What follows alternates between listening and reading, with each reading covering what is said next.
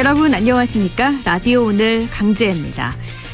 지난달 평택항에서 적재 작업을 하다 컨테이너에 깔려 숨진 23살 이선호 씨의 유가족이 한 커뮤니티 글에 댓글을 달아서 진상규명과 책임자 처벌을 촉구했습니다. 고인의 둘째 누나라고 밝힌 댓글에서는요. 목격자와 증인도 있는데 왜 발뺌하는지, 진심 어린 사과를 하지 않는지 의문을 제기했습니다. 이어 한강에서 사망한 20대 대학생과 달리 동생의 죽음은 기사화도 많이 되지 않고 진상규명도 이루어지지 않고 있다면서 답답한 상황을 호소했는데요. 사고 현장엔 안전관리자도 또 안전장치도 없었고 사고 이후에도 회사는 119 신고가 아니라 윗선 보고가 먼저였다면서 유가족들은 안타까워했습니다. 어떤 죽음도 가벼운 죽음은 없죠. 산업 현장에서 잇따르는 청년들의 사고사에 우리 사회는 좀 더 많은 관심을 가져야 하지 않을까요? 5월 7일 금요일 라디오 오늘 광고 듣고 시작합니다.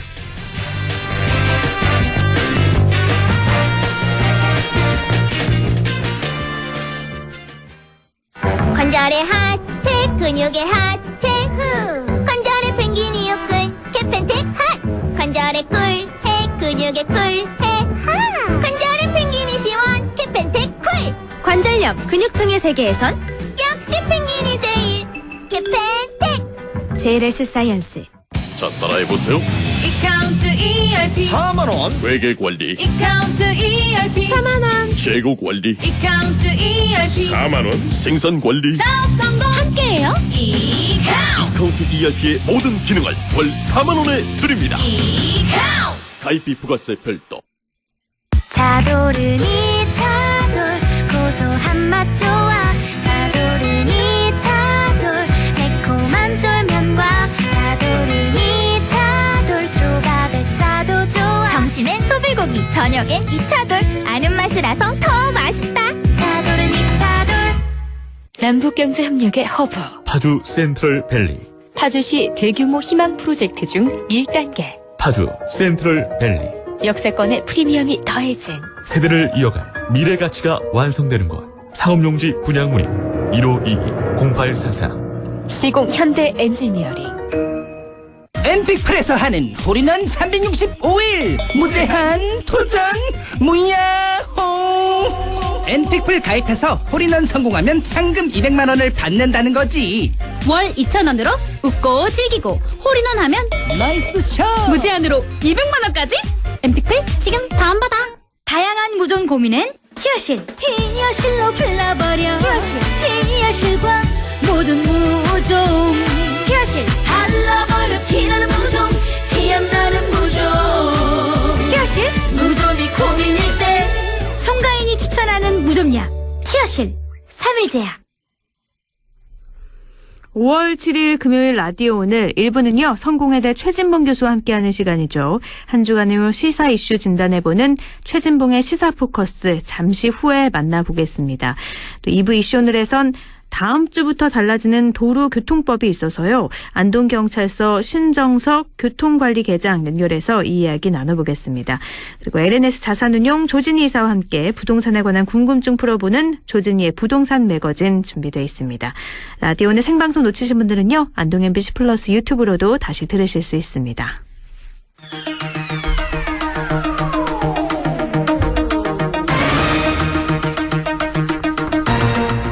최진봉의 시사포커스 성공회대 최진봉 교수와 함께합니다. 교수님 안녕하세요.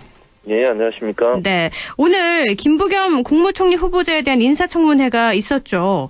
2일차인데 어제에 이어서 오늘도 이 라임 비공개 펀드에 가입했던 김 후보자 딸 특혜 의혹이 최대 쟁점이었죠.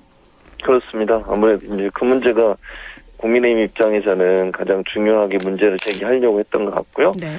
근데 뭐 어제도 마찬가지입니다. 오늘도 이제 김부겸 총리 후보자는 그게 본인하고 직접적인 연관이 없다라는 얘기로 방어막을 쳤어요. 네. 그러니까 사위하고 딸이 투자를 한 거 그거하고 본인하고 직접적인 연관이 없다. 예컨대 사위하고 딸이 투자한 예를 들어 투자에 대해서 영향력을 행사했거나 무슨 혜택을 준 게 전혀 없기 때문에 문제가 없다는 식으로 선을 그었어요. 네. 그래서 이제 중요한 건 이제 딸이나 사위가 그걸 투자한 것 자체를 문제를 삼으려면 그게 김부겸 후보자하고 직접적인 연관이 있어야 되고 또 네. 김부겸 후보자가 거기에 대해서 뭔가 압력을 행사했다는 증거가 있어야 되는데 아직까지 그게 나온 건 없거든요. 현재는. 그래서 아마 국민의 입장에서도 투자한 거 그리고 투자한 게 VVIP 그게 아니냐 이런 문제는 제기하고 있는데 실제적으로 우리가 소위 얘기하는 결정적 한 방이 없어서 김부겸 후보자는 지금 계속 그 선을 긋고 있죠. 그러니까 투자한 것도 몰랐고 거기에서 관여한 적도 없기 때문에 왜 그게 본인의 청문회에서 문제가 돼야 되는지 잘 모르겠다. 그렇게 지금 얘기를 하고 있는 상황이어서 아직까지 이게 폭발력을 가지고서 영향을 미칠 정도의 사안으로까지는 아직 발전을 못하고 있는 상황이다. 이렇게 말씀드릴 수 있겠습니다. 증인 참석은 어떻게 됐나요? 그 증인 참석도 사실 이제 그 펀드 자체의 문제점은 지적을 했어요. 근데 아까도 제가 말씀을 드렸지만 문제는 이제 우리가 뭐 예를 들어서 야당은 당시 행안부 장관이었기 때문에 영향력을 행사했을 거라고 이제 의혹을 제기하는데 그럼 실제적으로 영향력을 행사했다는 증거들이 나와야 되잖아요. 그런 증거들이 지금 나오고 있지 않기 때문에 그게 이제 실제 그러면 김부겸 후보자가 거기에 대해서 뭐 전화를 했거나 압력을 행사했거나 혜택을 주기 위해서 어떤 영향력을 행사했다는 증거는 아직까지 나온 게 없어서 그 이제 투자에 대해서 어떤 의혹은 있어요. 그런 의혹만 지금 나온 상황이기 때문에 결정적으로 영향을 미칠 수 있는 사안은 아직은 아니라고 보여집니다. 라임 측에서 김 후보자 딸 가족에게 수익률과 환매 절차에서 이점이 큰 이 특혜성 펀드를 개설해줬다는 의혹인 거잖아요. 그렇죠. 근데 문제는 그 의혹에 그럼 김부겸 후보자가 어떤 영향력을 행사했어야 되는 거잖아요. 근데 그 부분이 아직 규명이 안 됐다는 말씀을 드리는 거예요. 그러니까 지금 야당이 의혹을 제기하는 것은 그 펀드 자체가 약간 그 가입자들에게 뭔가 혜택을 다른 펀드하고 다른 혜택을 준 게 있는 것 같다라고 얘기를 하고 있는데 그러면 결정적으로 김부겸 후보자가 그거에 대해서 그런 혜택을 누리도록 만들기 위해서 뭔가 그 펀드에 영향력을 행사했거나 아니면 그 펀드를 운영하는 회사에 무슨 뭐 혜택을 줬거나 아니면 그렇게 해달라고 요청한 내용들이 나와야 되는데 이제 그런 부분들이 아직 없다는 말씀을 드리는 거죠.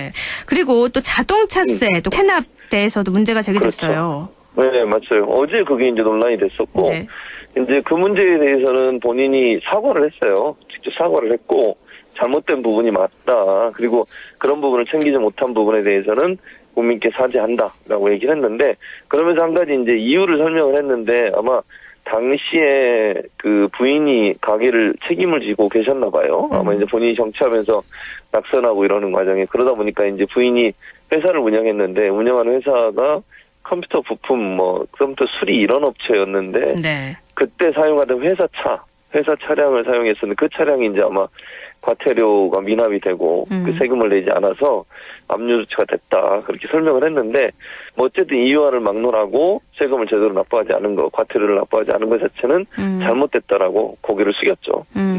이제 야당은 부정적으로 보고 있고요. 그러면 어떻게 보세요? 국무총리 후보자 무사히 통과할 수 있다고 보세요? 지금 현재 그냥 지금 상황으로만 제가 말씀을 드리면 아까 제가 말씀드린 결정적 한 방이 없어요 지금. 그러니까 예를 들면 의혹은 많이 나왔잖아요. 여러 가지 의혹들을 제기하고 또 본인이 사과를 하면서 몸을 완전히 낮추고 있거든요. 그러니까 가족 관련된 사안이 나올 때는 좀 언성도 높아지긴 했지만 대체적으로 뭐 예를 들면 책의 내용 중에 본인 책의 내용 중에 뭐 학교 폭력 관련된 내용도 사과를 했고 또 박원순 전 시장 그 피해자 그분에 대해서 뭐 피해를 호소하는 뭐 고소인 이렇게 표현하는 것도 본인이 사과를 했고 과태료 문제도 사과를 했고 이러다 보니까 그게 결정적으로 낙마를 할 만큼의 어떤 파급력을 가진 요소로는 저는 개인적으로 보이지 않는다고 보이고요.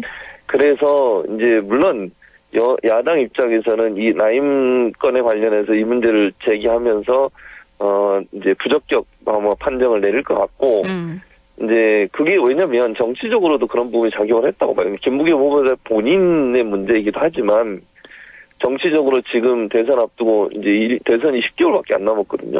현 정부의 실정 이런 부분들을 부각시키기 위해서 어쨌든 쉽게 동의를 해주지 않을 것 같아요. 그럼에도 불구하고 표결에 가면 어쨌든 민주당이 이제 다수당이기 때문에 표결에는 문제가 없거든요, 현재.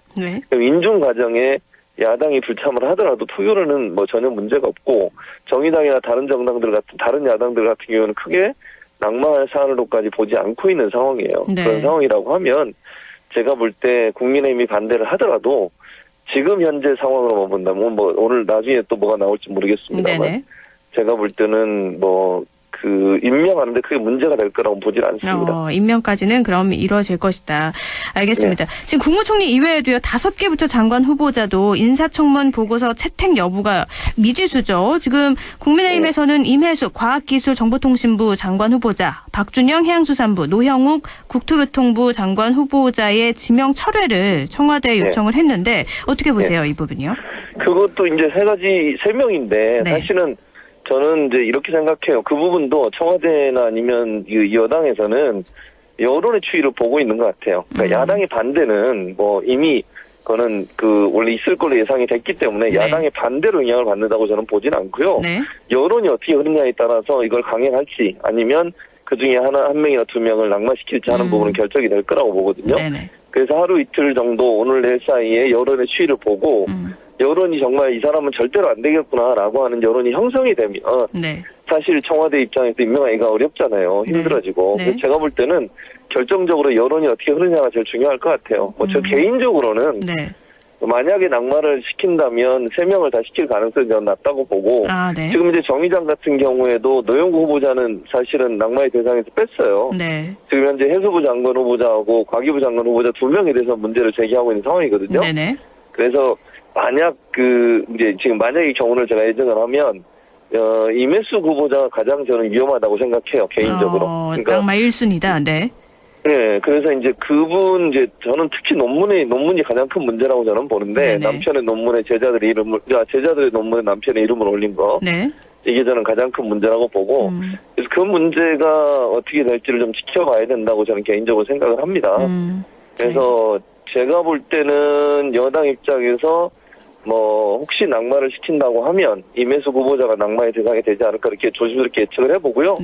근데 그것도 제가 아까 말씀드린 것처럼 여론의 추이를 보고 있을 거예요. 그러니까 국민의힘은 강력하게 반대를 하고 있는데 여론이 과연 정말 이 사람은 도저히 장관할 자격이 없다라고 생각하는지 하는 부분에 이제 아마 촉각을 곤두세우고서 여론을 파악하지 않을까. 그래서 오늘 내일 사이에 여론이 어떻게 돌아가느냐를 따라서 어떤 결정을 할지가 결정될 걸로 생각이 됩니다. 임명 강행에 대한 부담감은 있으니까 확실히 여론이 어떻게 되느냐에 따라서 5명 모두 다 강행하기는 사실상 힘들어 보이고 한두 명 정도는 통과를 안 시킬 거다. 뭐 그럴 가능성이 있다는 거죠. 근데 그중에 제일 위험한 사람이 저는 임혜수 후보자라고 보고 있다는 것이고요. 박준영 해수부 장관 후보자는요? 그분도 이제 문제가 있어요, 사실은. 근데 이제 그게 박준영 후보자 같은 경우는 이제 그 일을 했던 분이 부인이잖아요. 본인은 아니고. 도자기 밀수요, 네. 도자기 관련돼서 밀수 문제. 물론 뭐 본인이 전혀 개입을 안 했다 이렇게 보기도 어렵지만. 이제 부인이 했던 일이고 부인이 또 그걸 판매를 해가지고 논란이 되고 있고 이러다 보니 본인과 직접 본인이 개입한 문제는 아니라는 점이 어느 정도 또 참작이 될 수 있다는 부분도 있는데 뭐 그 부분도 제가 아까 말씀드린 것처럼 여론이 악화되면 부담이 될 수밖에 없기 때문에 낙마의 대상이 될 가능성을 전혀 배제할 수는 없지만 또 한편으로 보면 제가 아까 말씀드렸잖아요. 대선 앞두고 이 정치적 지형에서 밀리면 안 된다는 부분도 있어요. 낙마를 만약에 2-3명이 하게 되면 여권 입장에서 상당히 큰 부담이 돼요, 그게. 청와대 입장에서 부담이 되고요. 그러니까 그런 부분들을 부담을 안고서까지 할 거냐 하는 부분은 고민이 될 거라고 저는 봐요. 그래서 여론이 중요하다고 저는 보는데 국민 여론이나 이제 일반 시민들의 여론이 어떻게 되느냐를 더 관심을 가지고 볼 거고 여당 입장에서는 최소화할 거예요, 아마 낙마하는 사람들을. 그래서 제가 아까 말씀드린 것처럼 1명 정도가 되지 않을까 하는 생각을 하는 겁니다. 또 차기 검찰총장 후보로 김호순 전 법무부 차관도 있잖아요. 인사청문회 앞두고 있는데 최대 쟁점은 뭘로 보세요? 저는 그 정치적 중립성일 거라고 봐요. 최대 장점은. 그러니까 아마 이제 마지막 검찰총장인데 대선도 관리를 해야 되고 그런 상황에서 김호수 전 지금 후보자, 검찰총장 후보자가 정치적 중립성을 지킬 수 있을 것이냐 하는 부분에서 야권은 강하게 이제 문제를 제기할 거고요. 지금까지 있었던 여러 가지 일들을 뭐 거론하면서 예컨대 뭐 지난번에 그 조국 전 장관 사태 때 윤석열 전 검찰총장을 배제한 상태에서 수사를 하자 뭐 이런 얘기를 제안한 적이 있었거든요. 그런 문제라든지 그래서 정치적 중립성이 의심되는 그런 부분들을 강력하게 어필을 하면서 정치적으로 중립성을 지킬 수 없는 사람이 검찰총장 하면 안 된다. 이런 부분을 중점적으로 얘기할 것 같아요. 그래서 개인 비리보다는 제가 볼 때는 이 정치적 중립성을 훼손할 수 있는 인사라는 부분들을 부각시키면서 네. 낙마를 하도록 그렇게 아마 공격을 하지 않을까 그렇게 생각이 됩니다. 알겠습니다. 김호수 검찰총장 후보에 대해서 정권의 말 방탄 총장 아니냐 이런 말 들리고 있잖아요. 말씀하신 것처럼. 네. 그러면 후보자가 검찰총장이 된다면 가장 먼저 해결해야 할 과제는 뭐라고 생각하세요? 저는 검찰 조직을 추스려야 된다고 생각해요. 검찰 조직이 지금 잘 아시는 내부적으로 상당히 좀 혼란스럽고 네. 좀 일원화된 어떤 목소리를 내지 못하고 있는 상황이에요. 그래서 검찰의 조직이 좀 흐트러져 있는 부분들을 검찰 총장의 업무를 하게 되면 그 부분을 하나로 좀 모아서 네. 기본적으로 검찰이 제대로의 역할, 예전의 역할을 할 수 있도록 하는 부분이 제일 중요하다고 생각을 하고요.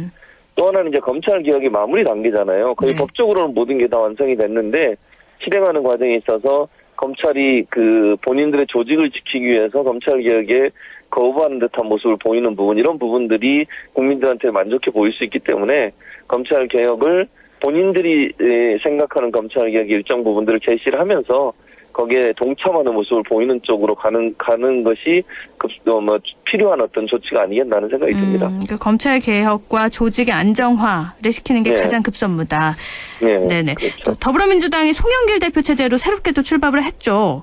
네, 오늘 맞습니다. 정책위 의장에 박완주 의원, 전략기획위원장에는 송갑석 의원을 임명했는데 네. 송영길 대표의 더불어민주당 어떻게 예상을 해볼 수 있을까요? 지금 보면 오늘 임명한 분들 보면 다 대부분 이제 친문, 물론 송갑석 의원은 좀 친문에 가깝다고 볼 수 있는데 네. 박완주 의원을 임명한 것은 그 비문계로 볼 수 있어요. 그 네. 김근태계 출신이시거든요. 네네. 그러다 보니까 결국은 균형을 맞췄다 이렇게 저는 봐요. 친문과 그러니까 비문의 갈등을 어느 정도 완화하기 위해서 그러면 맞췄다. 그렇죠. 네. 그러니까 너무 친문 쪽으로 기우는 것을 견제하기 위해서 균형을 맞추는 인사를 했다라고 저는 봐요. 네. 그게 제가 볼 때 송영길 대표가 앞으로 보여줄 모습이라고 생각하거든요. 네. 어느 한 계파가 주도권을 쥐고서 당을 이끌어가는 것에 대해서 경계하고 민심을 받들 수 있는 그런 정당으로 가는 부분, 이런 부분들을 저는 목표로 삼고 있다고 생각하거든요. 네. 그리고 이제 소위 강성 친문이라고 하는 분들이 보여주는 태도나 이런 모습들이 국민들을 좀 실망하게 하는 부분이 있잖아요. 그런 부분들에 대한 이미지를 좀 바꾸려는 의도가 있다고 저는 봐요. 그래서 어떤 한 계파가 주도하는 그런 정당이 아니라 국민들의 민생을 가장 우선시하는 그런 정당의 이미지로 바꾸려는 의도가 있다고 저는 보고, 실제 최고위원 구성도 보면 친문 색채가 있는 분들이 좀 들어와 있기 때문에 그걸 좀 희석시키기 위해서도 원내대표도 물론 마찬가지고요. 네. 그런 차원에서 원하면 비문 쪽에 있는 분들을 더 중용을 시켜서 균형을 맞추는 쪽으로 당의 어떤 그 운영 방식을 바꾸려는 의도가 보여졌던 그런 인사라고 볼 수 있겠죠. 최고위원 5명 중에 4명이 친문으로 분류가 되니까 이걸 좀 네. 맞추기 위해서 그렇죠. 알겠습니다. 근데 또 잘못 보면 친문 비문 갈등이 오히려 더 커질 수도 있다 이렇게 보는 예측들도 있더라고요. 근데 뭐 저는 그렇게는 보지 않아요. 왜냐면 그게 친문이라고 소위 강성 친문이라고 하는 분들의 목소리가 커서 그렇지 저는 많다고 그렇게 보지 않거든요. 네. 그러니까 제가 말씀드린 강성이란 말 앞에 붙었다는 네네. 걸 좀 고려해 주시고요. 거의 다 모든 사람은 거의 친문이에요. 민주당에 있는 분들은. 그렇지만 이 강성이라고 표현되는 부분은 그러니까 뭐랄까요. 자기들의 목소리가 가장 중요하고 모든 게 맞고 이런 식의 태도를 갖고 접근하는 건 저는 맞지 않다고 보거든요. 네. 문재인 대통령이나 문재인 정부의 성공을 위해서 지지하고 함께하는 사람들이 많이 있는데 그 다양한 목소리가 다 무시되고 강성 친문의 목소리만 부각되는 것에 대한 저는 반감이 있다고 생각해요. 근데 그런 부분들이 송영길 대표가 들어왔기 때문에 더 강화된다? 저는 그렇게 보지 않아요. 어찌 보면 잘못 오해되고 있는 강성 친문이 주도하는 정당과 같은 이미지가 더 바뀔 수 있기 때문에 네. 갈등을 악화시키기보다는 해결하는 방향으로 갈 수 있을 거라고 저는 봅니다. 또 더불어민주당에서는요. 대선, 대통령 선거 경선을 연기하자는 주장이 솔솔 나오고 있어요. 이래서 또 당내 갈등이 고조되고 있는 모습인데요. 그렇죠. 이게 왜냐하면 사실은 지금 이재명 지사가 가장 앞서고 있는 상황이잖아요. 네. 지금 지지율에서. 여론조사에서요. 그런 네. 상황에서 이제 당원 단계 보면 원래 6개월 전에 뽑게 돼 있어요. 네. 그런데 이제 이거를 좀 연기하자 이렇게 얘기하는 것은 이제 우리가 그냥 단순히 생각해 보면 친문 소위 강성 친문 진영에서 본인들의 어떤 생각과 뜻을 반영해 줄 수 있는 후보를 내세우려고 하는 게 아닌가 하는 그런 강한 의문이 드는 상황인 거죠. 그러다 보니까 이재명 지금 지사를 지지하는 측에서는 반대를 하고 있는 상황이고요. 네. 그러니까 뭐 저는 그렇게 생각해요. 뭐 송영길 대표도 그런 얘기를 했지만 원칙을 따르면 되는 거예요. 이게 뭐 상황에 따라서 뭐가 바뀌게 되면 네. 사실은 그게 누구에게 이익이 되고 누구에게는 불이익이 될 수도 있는 거잖아요. 네. 근데 원래 원칙대로 가면 그건 문제가 없는 거예요. 원칙을 어긋나게 해서 어떤 결정을 하게 되면 네. 그 자체가 갈등의 요소가 된다고 생각해요. 만약에 송영길 대표도 얘기를 했지만 만약에 그걸 바꾸려면요. 후보들이 다 합의한 상황에서 해야 된다고 저는 생각해요. 네. 이게 갈등 요소가 되면 앞으로 대선 앞두고서 이 당이 또 여러 가지로 분란이 생기게 되고 네. 그게 대선에 무슨 도움이 되겠습니까? 그러니까 원칙은 원리 원칙대로 가는 거예요. 당원 당규에 6개월 전에 뽑도록 돼 있으면 일단 그렇게 추진을 하고 네. 정말 필요해서 불가피하게 일정을 바꿀 상황이 된다고 하면 후보들 모두 다가 동의하는 범위 내에서 해야 된다고 보거든요. 네. 그렇지 않는데 특정 계층이나 특정 어떤 계파가 그걸 주장한다 해서 그걸 받아들이는 것은 당을 더 혼란에 빠뜨리는 요소밖에 되지 않는다고 생각을 합니다. 그러니까 9월로 예정된 경선 일정을 11월쯤으로 미루자는 주장이잖아요. 네, 말씀하신 것처럼 후보들이 모두 다 동의하지 않는다면 네. 바뀌는 게 힘들 거다라고 해서 그러면 바뀌기 힘들다고 봐도 되겠네요. 뭐 그럴 가능성이 저는 높다고 봐요. 네. 그리고 원칙을 지키는 것이 명분이 있는 거예요. 그럼 아무도 거기에 대해서 문제를 제기할 수 없어요, 사실은. 네네. 아니 원리 원칙과 당원 당규에 있는 그대로 하겠다는데 거기에서 누가 문제를 제기하겠습니까? 네. 근데 당원 당규랑 원리 원칙을 벗어나서 뭘 바꾸자고 하는 그 사람들이 잘못된 거죠. 그렇게 주장하는 것은. 그래서 그게 아까도 말씀드린 것처럼 지금 현재 상황으로 봐서는 연기될 가능성은 낮다고 봐요. 네. 그래서 이제 지금 그 계획대로 아마 추진될 가능성이 더 높다고 보여지고요. 네. 뭐 그렇게 이제 아까 말씀드린 것처럼 모든 후보가 동의한다고 하면 바뀔 가능성이 있지만 그럴 가능성이 낮기 때문에 현재 방향, 현재 어떤 계획대로 가지 않을까 하는 생각입니다. 민주당은 일단 꼭 필요하다는 공감대가 형성될 때는 당헌에 규정된 절차를 밟아서 할 거라고 정리를 했으니까요. 이거는 조금 지켜봐야 될 것 같네요. 오늘 말씀 고맙습니다. 예, 감사합니다. 네. 최진봉의 시사포커스 성공회대 최진봉 교수와 함께했습니다. 라디오 오늘 1부는 여기까지고요. 잠시 후에 2부에서 뵙겠습니다.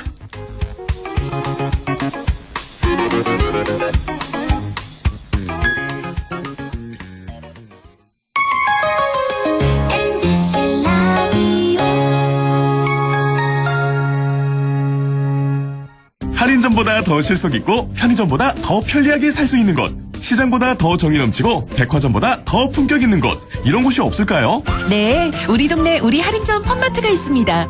지난 25년간 항상 고객과 함께한 펀마트.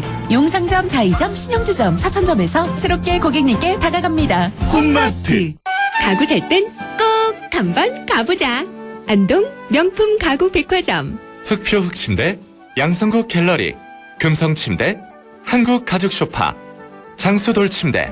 다양한 브랜드 가구를 한 곳에서 쇼핑할 수 있는 대형 가구 전시장. 안동 명품 가구 백화점. 어떡해. 그 소식 들었어? 영주농협자재센터에 농자재, 관수자재, 공구에 일반 자파까지. 영주농협 파머스마켓 바로 옆으로 왔다고 하더라고. 정말?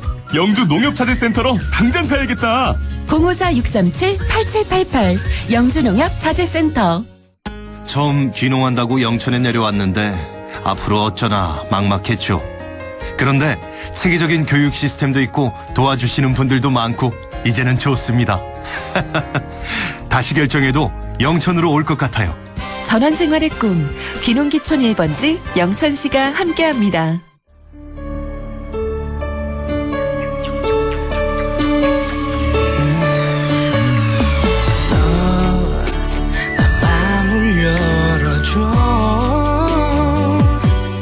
다가가 나 속삭이도록 언제나 내 생각으로 행복해야 해요.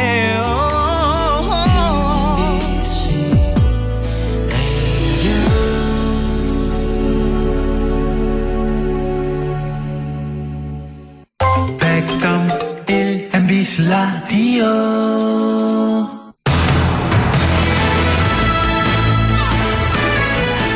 라디오 오늘 2부 순서 이슈 오늘입니다.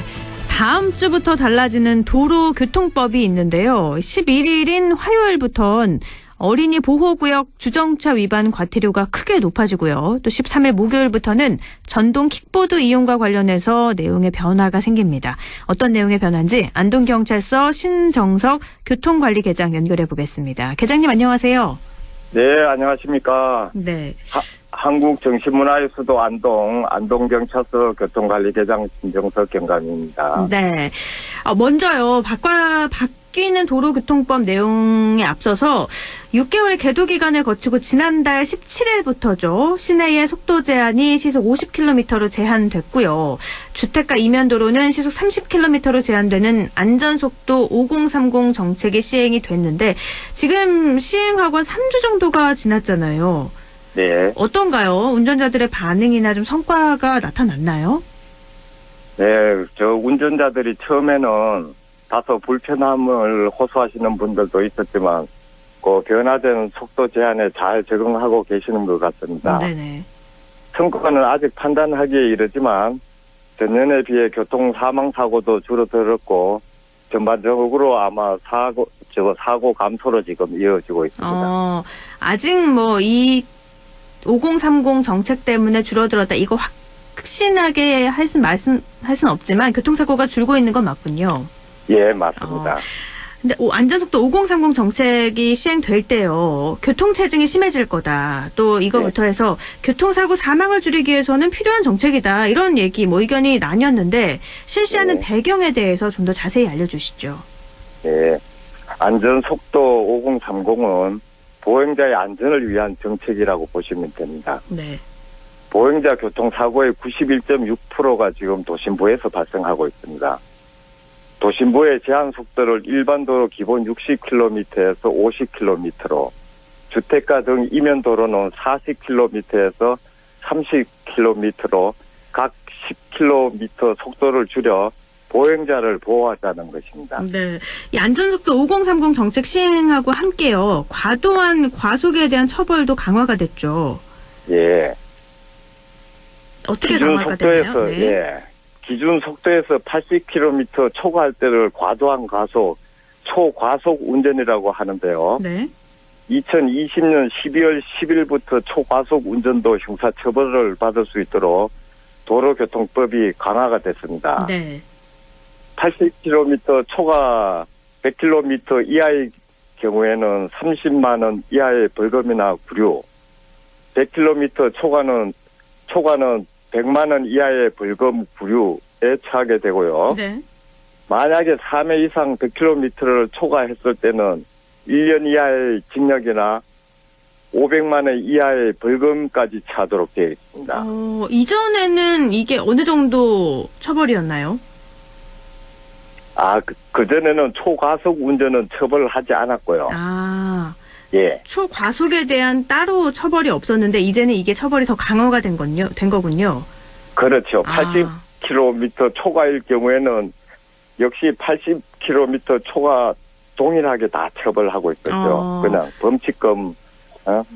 12만 원으로 해서. 예. 근데 예를 들어서 80km 제한 속도인데 이게 160km 이상으로 달렸다면 30만 원 이하의 벌금이나 구류가 되는 거고요.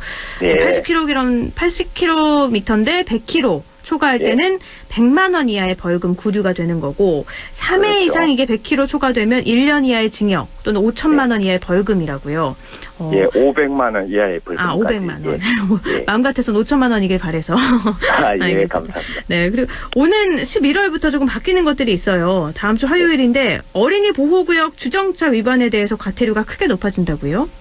예. 그 일반 도로의 2배에서 지금 3배로 높아집니다. 그 승용차의 경우 일반 도로에서 주정차 위반하면은 현재 4만 원이지만은 어린이 보호구역에서는 3배인 그 12만 원으로 상향 조정됩니다. 또 지난해 12월 10일 이용 가능 연령을 낮추고 규제를 완화한 이후에 전국적으로 전동 킥보드 사고가 늘었다고 하더라고요. 예. 네, 또 오늘 13일 그래서 다음 주 목요일부터는 전동 킥보드 이용에 관련해서 안전 규정을 어기면 최대 20만 원까지 벌금을 물 수 있다고요. 네, 그렇습니다. 안전 규정을 어길 시 변경된 처벌 사항을 보면은 13세 미만의 어린이가 전동 킥보드를 운전하도록 한 보호자에게 과태료 10만 원이 부과되도록 개정되었고요. 네. 안전모험 미착용, 음주 무면허 운전, 정하장치 미작동, 2인 동성 등 위반의 경우 최고 20만 원까지 그 범칙금을 물 수 있도록 됐습니다. 그 두 명이 함께 한 대를 타는 경우도 있잖아요. 예. 그리고 또 안전모를 쓰지 않게 되면 최대 20만 원까지 벌금을 물게 되는 거군요. 예. 이게 원래는 권고사항이었죠. 예, 그렇죠. 근데 이제는 벌금이 바로 부과가 되는 거고요. 네, 근데 간혹 헷갈려 하시는 분들이 좀 계세요. 이 전동 킥보드가 어디로 가야 되냐? 인도냐 아니면 도로냐? 어디로 다녀야 되는 거예요? 네, 당연히 그 인도 주행은 안 되고요. 네. 기존 차도 통행에서 자전거 도로 또는 차도 우측 통행으로 변경되었습니다. 네. 자전거 도로 통행이 원칙입니다. 원래는 자전거 도로 통행도 안 됐었나요? 기존에 기존에 자전거 도로는 아예 통행이 안 됐습니다. 원래는 안 됐는데 이제는 자전거 도로 통행도 가능한 거고요. 그렇죠. 그러니까 인도는 안 되고 차도에서 오른쪽, 우측 예. 우측 통행으로 되고 자전거 도로 통행은 가능한 거다. 예. 알겠습니다. 원칙은 그 자전거 도로의 통행이 원칙입니다. 그러니까 차도나 자전거 도로 통행도 가능하지만 원칙은 자전거 도로 통행이라고요. 예, 맞습니다. 알겠습니다. 전동 킥보드 이용이 가능한 연령이나 자격에도 좀 변화가 생겼잖아요. 네. 네, 어떻게 바뀌었나요? 네. 2020년 작년 6월이죠. 전동 킥보드는 전기 자전거와 똑같이 만 13세 이상이면 누구나 면허 없이 자전거 도로를 통행할 수 있도록 도로교통법을 개정 공포했었습니다. 네. 하지만 12월 10일 시행을 앞두고 청소년들의 전동 킥보드 교통사고 우려가 높아지면서 재개정됐습니다. 네. 그래서 5월 13일부터, 금년 5월 13일부터죠. 만 16세 이상으로 원동기 면허가 있어야 전동 킥보드를 운전할 수 있도록 변경이 됐습니다. 그러니까 나이가 조금 올라가기도 하고 또 전동 킥보드는 원동기 면허가 있어야지만 전동 킥보드를 운전할 수 있는 거고요. 예. 만약에 16세 미만인 청소년이 이런 전동 킥보드를 타다가 적발이 되면 이건 어떻게 되나요? 네, 만 16세 미만의 청소년이 전동 킥보드를 타다가 적발되면은 만 13세 미만인 청소년일 경우에 보호자가 과태료 10만 원을 물게 돼 있어요. 네. 만일에 14세, 15세가 무면허 운전으로 위반하게 되면은 청소년이 범칙금 통고 처분을 받게 됩니다. 네. 그러니까 청소년을 둔 부모님께서는 이 점 유의해서 자녀들을 아마 잘 지도해 주셔야 할 것 같습니다. 이 부분 꼭 숙지하셔야 될 것 같아요. 16세 미만인 청소년은 전동 킥보드를 타다가 적발되면 보호자가 과태료 10만 원을 물게 되고 또 무면허 안 되고 원동기 면허가 꼭 있어야 된다는 점. 알겠습니다. 이렇게 새롭게 바뀌는 부분도 많이 있어서요. 청취자분들께 좀 당부하고 싶은 말씀도 있을 것 같아요. 네. 우선 안전속도 5030의 정책으로 운전하시는데 다소 답답함을 느끼실 수 있습니다. 하지만 운전자도 차에서 내리면은 보행자가 되기 때문에 나와 가족의 안전을 위해서라도 변경된 속도를 잘 준수해 주시면 감사하겠습니다. 네. 아울러 시행상 문제점도 개선해 나가겠습니다. 전동 킥보드는 날씨가 따뜻해지면서 많은 사람들이 이용하고 계신데요. 편리하면서도 안전하게 이용하기 위해서는 안전수칙을 잘 지켜서 행복한 여가생활의 길잡이가 되었으면 좋겠습니다. 네. 감사합니다. 네, 오늘 말씀 감사합니다. 네, 감사합니다. 네, 안동경찰서 신정서 교통관리계장이었습니다. 라디오 오늘에서는 청취자 여러분의 참여를 기다리고 있습니다. 우리 지역에서 발생한 사건 사고 소식이나 함께 토론하고 싶은 내용을 안동 MBC 홈페이지 라디오 오늘 게시판에 올려주시기 바랍니다. 전화와 문자 참여도 하실 수 있습니다. 전화는 851국에 7191번, 문자는 샵 0913번으로 보내주시면 됩니다. 문자는 단문 50원, 장문 100원의 정보 이용료가 있습니다. 여러분의 많은 참여 바랍니다.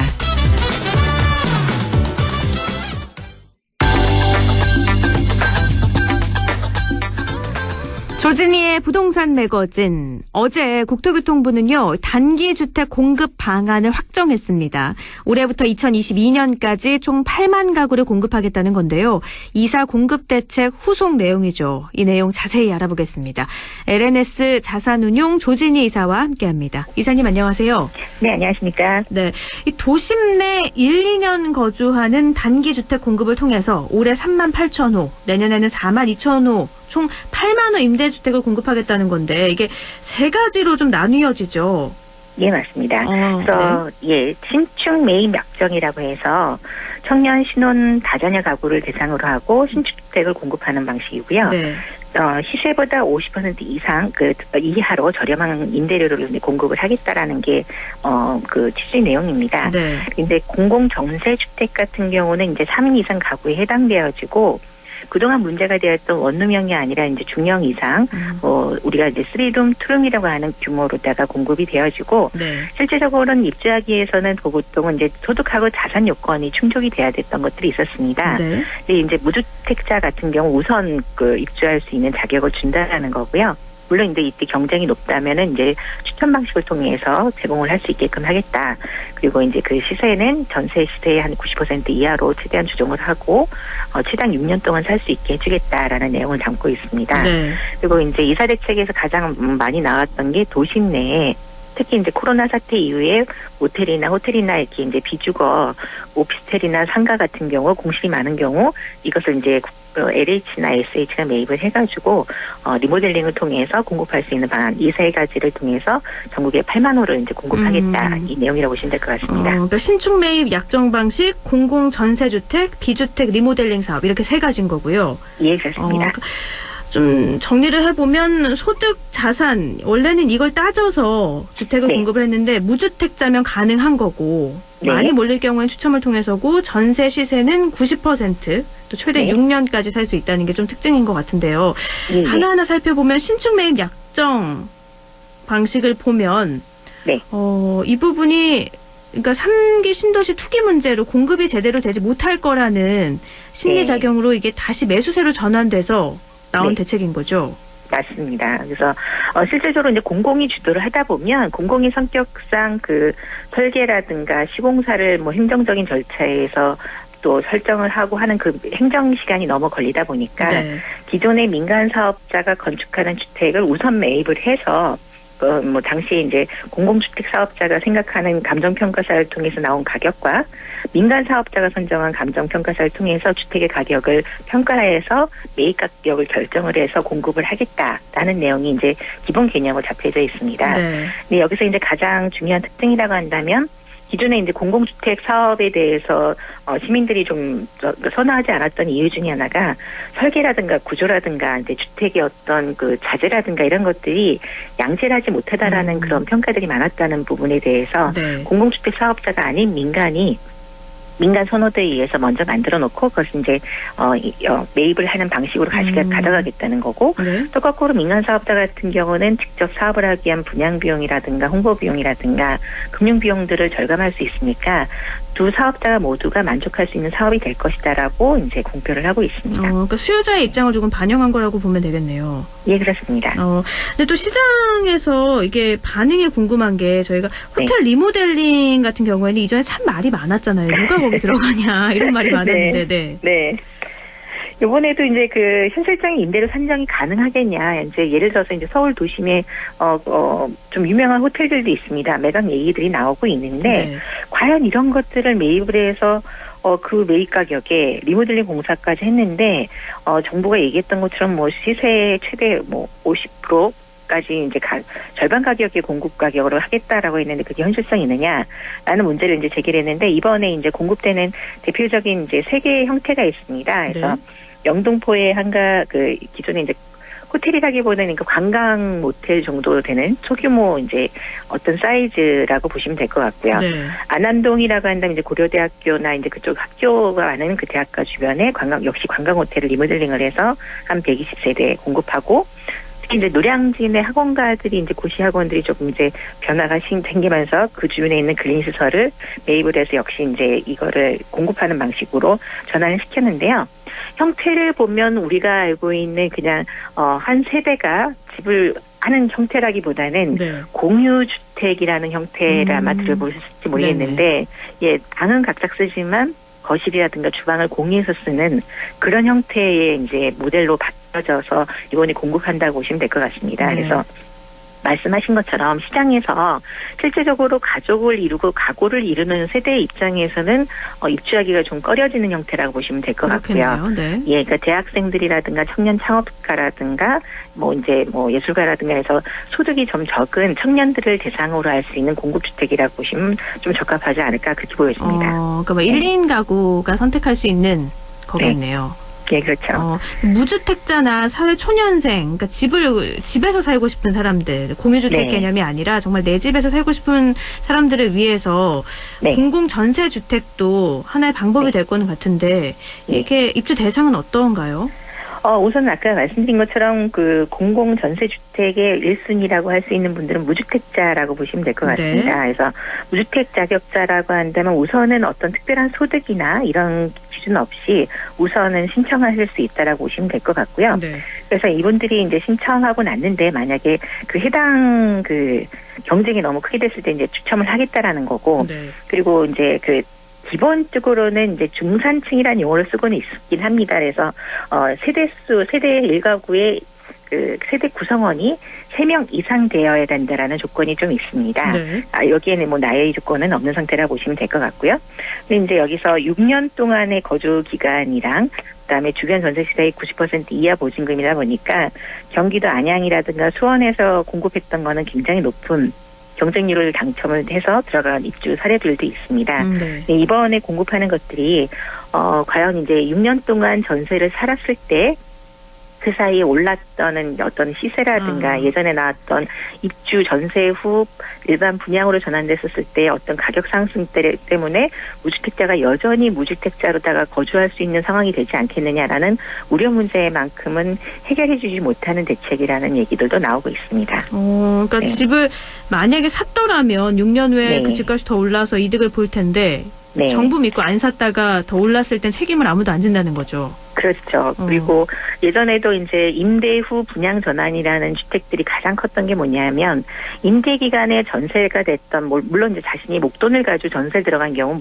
상관이 없겠지만 이 전세 자금조차도 대출을 받았거나 네. 아니면 일부 반전세라는 형태로 해서 월세를 냈던 분들 같은 경우는 매년 5% 최대 5%까지 임대료 상승을 내면서 거주를 해왔고 5년이나 6년 뒤에 이제 분양 전환은 해야 되는데 문제는 그동안에 본인이 이제 금리 상승이나 조건 상승에 의해서 월세를 냈던 거에 대비해서 모아놓은 자본은 점점 적은데 그 사이에 오르는 주택가격 폭은 너무 컸기 때문에 임대 후 분양 전환에서 실제적으로 분양을 받기가 굉장히 어려웠다는 문제가 있었습니다. 네.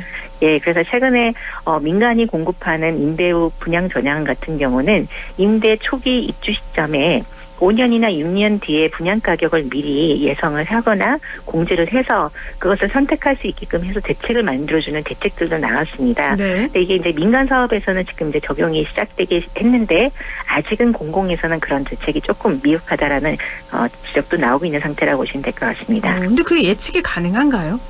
예측이라기보다는 이제 실질적으로 입주 시점에 상품을 만들기 위한 분양가가 보통은 정해지는 것처럼 네네. 분양가를 조금 나눠서 내는 기준으로 해서 선전세 후 나머지 목돈 내서 분양받아 가기 이런 개념으로 보시면 좀 더 쉽게 이해가 되지 않을까 싶습니다. 일단은 뭐 단기 주택 공급 대책이잖아요. 예. 그럼 이 공급 대책으로 인해서 좀 부동산 시장이 좀 안정화가 될 거라고 보세요? 네, 저희도 이게 참 빨리 공급이 돼서 지금 필요로 하는 수요층을 좀 대책을 세운다고 한다면 안정화가 될 거라고 보여지는데 네네.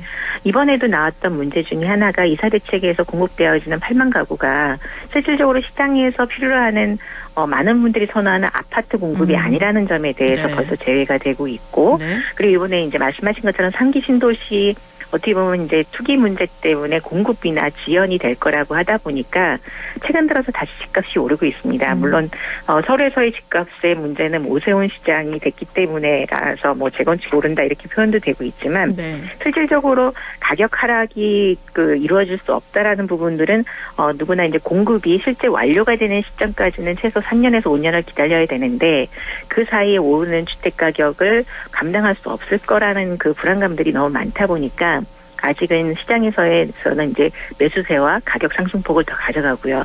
특히 가장 문제가 됐던 게 이제 전월세 대책이라고 해서 주거 안정화를 위해서 이제 전세를 4년 동안 연장을 해놨는데 네. 실질적으로 이제 보유세, 종합소득세 오르는 상황이 되다 보니까 최근 들어서 월세 전환율이 굉장히 높아지고 네. 있습니다. 그래서 소유자분들이 이제 그만큼 세금을 월세로 전환하다 보니까 주거 안정화가 지금 더 안 이루어지고 있는 상황이죠. 네. 그래서 당분간은 가격이 꺾이는 형상이 안정화가 되기는 어렵지 않겠느냐 그렇게 바라보고도 있습니다. 새로운 대책이 나왔지만 아직까지도 집값 잡기는 조금 힘들다 이렇게 보고 네. 계시는 거군요. 알겠습니다. 또 새로운 대책이 또 나올 거니까 그것도 또 알아보도록 하죠. 네, 오늘 말씀 고맙습니다. 네, 감사합니다. 네, 부동산 매거진 LNS 자산운용 조진희 이사였습니다.